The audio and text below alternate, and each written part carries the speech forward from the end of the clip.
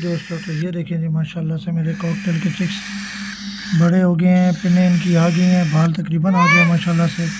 आज मैं इनको प्रॉपर आपको फीडिंग करने का इनका पूरा तरीका आपको इस व्लॉग में बताऊंगा। ठीक है, इसका सामान क्या क्या है ये देखिए, मैं आपको भी दिखाता हूँ।